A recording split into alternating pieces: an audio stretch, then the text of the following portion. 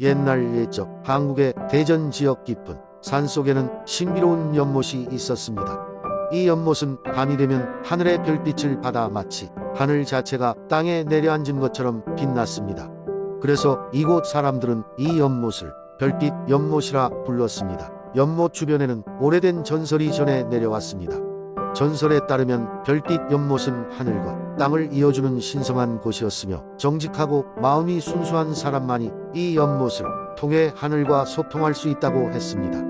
한 해 여름, 대전의 작은 마을에 사는 소년 민수는 마을 어른들에게 이 전설을 들었습니다. 민수는 별빛 연못의 전설에 매료되어 어느 날 밤 연못을 찾아가기로 결심했습니다. 그는 달빛이 밝게 비추는 밤 작은 등불 하나만을 들고 숲길을 따라 천천히 걸었습니다. 숲속은 고요하면서도 밤의 생명들로 가득 차 있었습니다. 올빼미가 부르는 소리와 부드러운 바람, 소리가 그의 친구가 되어 주었습니다. 마침내 민수는 별빛 연못에 도착했습니다. 연못은 마치 수많은 보석으로 꾸며진 것처럼 찬란하게 빛났고 민수는 그 아름다움에 숨이 막힐 듯 감동했습니다. 조심스럽게 연못가에 앉아있던 민수는 연못 물결이 마치 자신을 부르는 듯한 느낌을 받았습니다. 그는 용기를 내어 조심스럽게 손을 연못에 넣었습니다. 그 순간 놀라운 일이 벌어졌습니다. 그의 손끝에서 따뜻한 빛이 나던 연못에 물이 일렁이며 흐르기 시작했습니다. 물이 움직일 때마다 별빛은 더욱 강렬해졌고 연못 위 하늘에 별들이 춤을 추듯 빛나기 시작했습니다. 민수는 마치 꿈속에 있는 듯한 기분이 들었습니다. 그때 하늘에서 부드럽고 온화한 목소리가 들려왔습니다. 용감하고 순수한 마음을 가진 아이여, 너의 소원은 무엇이냐? 민수는 잠시 고민하다가 이렇게 대답했습니다. 저의 가족과 마을 사람들이 항상 행복하게 해주세요. 하늘의 목소리는 미소가 가득한 듯 부드럽게 응답했습니다. 너의 마음가짐은 바람직하구나. 내 소원은 이루어질 것이다. 그 뒤로 마을에는 놀라운 변화가 생겼습니다. 작물은 풍성히 자라고 사람들은 모두 건강하게 지냈습니다. 민수의 용기와 순수한 마음 덕분에 이것이 모두 가능했습니다. 민수는 밤하늘과 별빛 연못의 비밀을 간직하며 매일 감사의 기도를 올렸습니다. 전설은 후대에도 오랫동안 계속 전해져 대전에서는 마음이 순수하고 정직한 아이들이 늘 별빛 연못을 찾아간다고 합니다. 두 번째 이야기. 옛날 옛적 한국 경동 지역의 깊은 산속에는 신비로운 여우가 살고 있었어요. 사람들은 그 여우를 은비라고 불렀답니다. 은비는 보통 여우와는 달리 하얀 털을 가진 아름다운 여우였고 아주 영리해서 사람들에게 잡히지 않았어요. 은비는 매일 은비산이라 불리는 산 중턱에 있는 고목나무 아래에서 놀곤 했죠. 영동 지역의 사람들은 은비를 운이 좋은 상징으로 여겼고 은비가 모습을 드러낼 때마다 자신들의 소원 한 가지가 이루어진다고 믿었어요. 은비는 사람들의 그 믿음을 알았고 때때로 마을의 어린아이들에게 귀한 선물을 주곤 했죠. 아이들 중 가장 순수한 마음을 가진 이들에게만 은비는 자신의 모습을 드러내었어요. 어느 날 영동에 가뭄이 심하게 와서 사람들은 농사를 짓기 어려워졌어요. 마을 사람들은 모여 은비산을 찾아가 은비에게 물을 주도록 기도를 드렸어요. 은비는 그들의 간절한 마음을 느끼고 어떻게 그들을 도울 수 있을까 고민했죠. 은비는 그날 밤 꿈을 꾸었어요. 꿈 속에서 그는 산에 수호자인 늙은 호랑이를 만났어요. 호랑이는 은비에게 말했어요. 내 어린 친구야, 너의 소원이 무엇이냐? 은비는 답했어요. 마을의 사람들에게 물을 줄 수 있다면 좋겠어요. 호랑이는 깊은 목소리로 웃으며 이렇게 말했죠. 좋다. 나의 고운 은비야, 나는 이 산의 수호자이니 너의 소원을 이루어 주겠노라.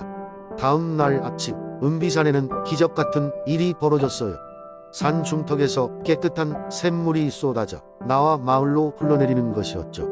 사람들은 그 물을 통해 더 이상 가뭄을 걱정하지 않아도 되었어요. 이 기적의 샘물을 사람들은 은비샘이라 불렀고 그 물은 언제나 마을을 풍요롭게 해주었답니다.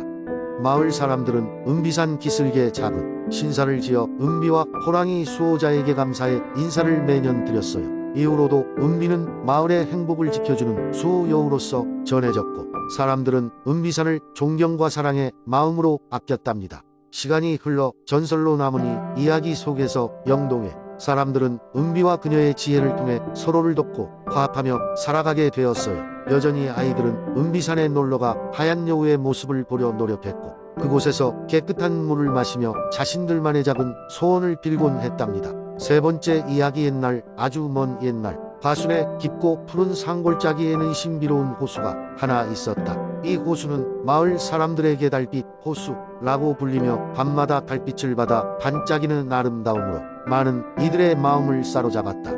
마을 사람들은 이 호수가 신령한 정령의 고향이라고 믿었으며 그 때문에 호수 주변에서는 늘 조용히 걸어다니곤 했다. 호수 근처에는 마음씨 좋은 할머니가 손주들과 함께 살고 있었다.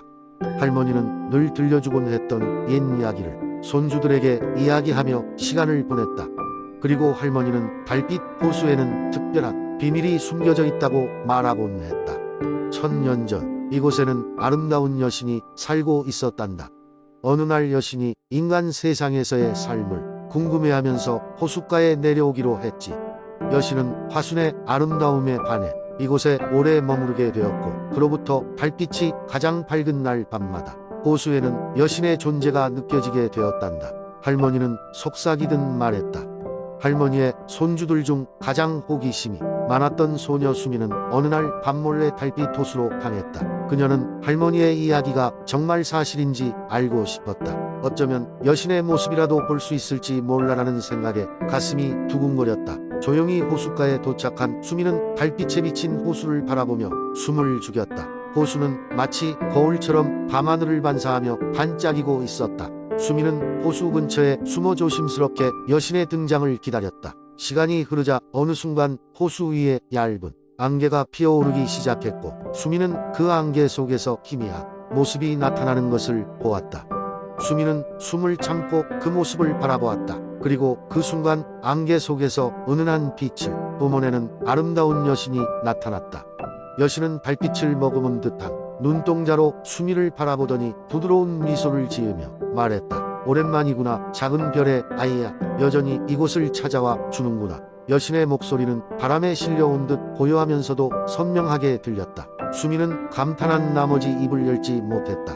하지만 그녀의 마음속에서는 기쁨의 파도가 일었다. 그때 여신은 수미에게 다가오면 하는 특별한 아이로구나. 경이로움을 찾는 너의 마음을 알 수 있단다. 라고 말했다. 여신은 수미의 손을 잡았다. 그리고 두 사람이 함께 달빛 아래의 호수를 바라보았다. 그 순간 수미는 여신의 마음 속에 있는 진정한 경이로움을 느낄 수 있었다. 이야기는 여기에서 끝나지 않는다. 그날 이후로 수미는 때때로 호수를 찾아와 여신과 함께 시간을 보내며 마을 사람들에게 희망과 사랑의 이야기를 전하곤 했다. 수미가 나이가 들어 할머니가 되었을 때에도 그녀는 여전히 손주들에게 달빛 호수의 비밀을 이야기해주며 그 기억을 소중히 간직했다. 수미의 이야기는 이후로도 화순 지역 사람들 사이에서 전해지며 달빛 호수는 지금도 여전히 그 매력을 간직하고 있단다. 네 번째 이야기. 옛날 옛적 한국의 아름다운 해안 도시 통영의 바다 소녀 하나가 살고 있었습니다. 이름은 수련이었고 그녀는 누구보다 바다를 사랑했습니다. 매일 아침 수련은 해가 뜨기 전에 일어나서 바닷가에 나가 파도 소리를 들으며 바다 생물들에게 인사를 건넸습니다. 그 바다는 그녀에게 있어서 집과도 같았고 그녀의 마음을 위로해주는 특별한 곳이었습니다. 수련에게는 친구가 많지 않았습니다. 동네 아이들이 수련을 이상하게 여기며 가까이 다가오지 않았기 때문입니다. 그들은 수련이 자꾸 바다 생물들과 대화하는 걸 듣고는 그녀를 바다 소녀라 부르며 놀리곤 했습니다. 하지만 수련은 그런 소문에 신경 쓰지 않았습니다. 바다는 그녀에게 말할 수 없는 위로와 영감을 주었기 때문입니다. 어느 날 수련이 평소처럼 바다를 향해 걷고 있을 때 갑자기 세찬 바람이 불어오더니 그녀의 앞에 작은 요정 하나가 나타났습니다. 요정은 바람의 요정이라 자기소개를 했고 수련이 바다를 사랑하는 것을 알고 그녀를 보러 왔다고 했습니다. 요정은 수련에게 이렇게 말했습니다. 수련아, 넌 바다를 정말 사랑하는구나. 그러니 내가 너에게 특별한 기회를 주려고 해. 바람처럼 자유롭게 바다 구석구석을 탐험해 보고 싶다면 내가 도와줄게. 수련은 눈을 반짝이며 요정의 제안에 귀를 기울였습니다. 바람의 요정은 마법의 깃털을 그녀에게 주며 그걸 사용하면 바람처럼 날아다닐 수 있다고 설명했습니다. 수련은 언제나 꿈꾸던 일이 현실로 다가오는 것에 신이 났고 감사 인사를 전했습니다. 요정은 수련이 안전하게 바다를 탐험하길 바란다며 사라졌습니다. 그 후로 수련은 매일 밤 깃털을 사용해 바람처럼 날아다녔습니다. 바닷속 깊은 곳으로 내려가 보기도 하고 멀리 떨어진 섬에도 날아갔습니다. 그녀는 바다의 비밀과 역사를 배우며 그 속에서 진정한 행복을 찾았습니다. 어느 날은 해저 깊숙한 곳에서 오래된 배의 잔해를 발견했고 그곳에서 수많은 보물을 찾아내기도 했습니다. 하지만 시간이 지나면서 수련은 자신이 너무 바다에만 몰두하던 나머지 실생활을 놓치고 있다는 것을 깨닫기 시작했습니다. 그녀는 자신의 경험을 통해 얻은 지혜와 이야기를 다른 사람들과 나누기로 결심했습니다. 그래서 통영의 바닷가 서쪽 끝에 작은 학교를 세우고 아이들에게 바다의 경이롭고 신비로운 이야기를 들려주기 시작했습니다. 그제서야 마을 아이들은 놀라운 바다소녀의 이야기에 귀를 기울이기 시작했고 점차 그녀를 이해하고 다가갔습니다. 수련의 모험과 이야기는 사람들에게 큰 감동을 주었고 통영 사람들은 그녀를 바다의 수호자로 존경하게 되었습니다. 수련은 이렇게 모든 사람들과 연결되면서 더욱더 행복해졌고 바람의 요정에게 감사했습니다. 이제 그녀는 바다뿐만 아니라 인간 세계에서도 자유와 사랑을 누리며 살게 되었습니다. 그리하여 통영의 아름다운 바다와 바람의 친구가 된 수련의 이야기는 오랜 시간 동안 전해 내려오며 많은 사람들의 마음속에 남겨졌습니다.